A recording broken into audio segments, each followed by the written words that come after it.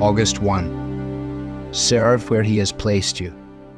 Do not think to yourself that in the king's palace you will escape any more than all the other Jews. For if you keep silent at this time, relief and deliverance will rise for the Jews from another place, but you and your father's house will perish.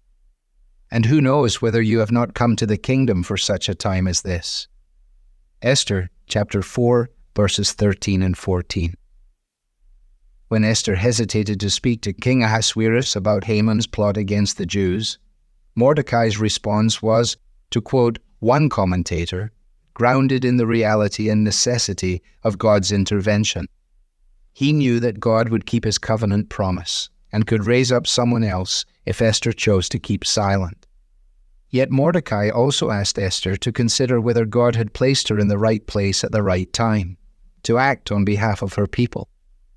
She had won the beauty pageant and become queen, but she hadn't been responsible for putting her nose on her face, or determining the color of her eyes, or the length of her legs.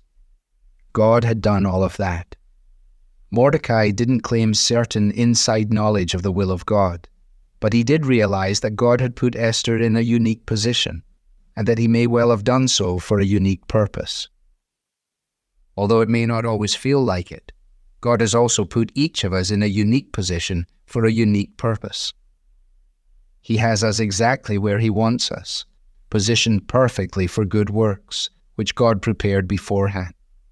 So instead of wishing for a new job, location, or abilities so that we can get on with our own big, overarching plan, we need to recognize that God's plan may very well involve simply doing what we're already doing, to his glory.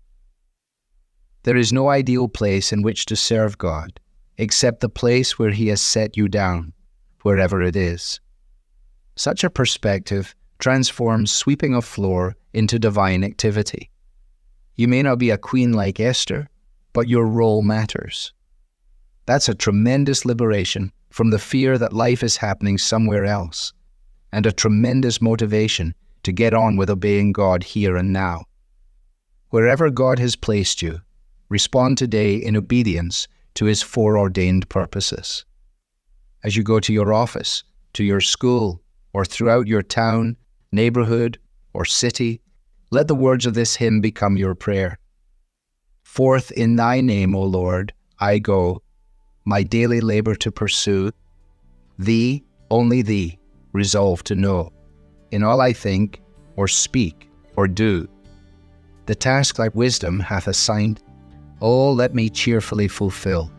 In all my works thy presence find, and prove thy good and perfect will.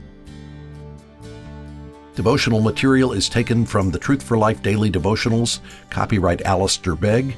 It's published by the Good Book Company. This reading was digitally created by Truth for Life and is used with permission. For more clear, relevant Bible teaching, visit truthforlife.org.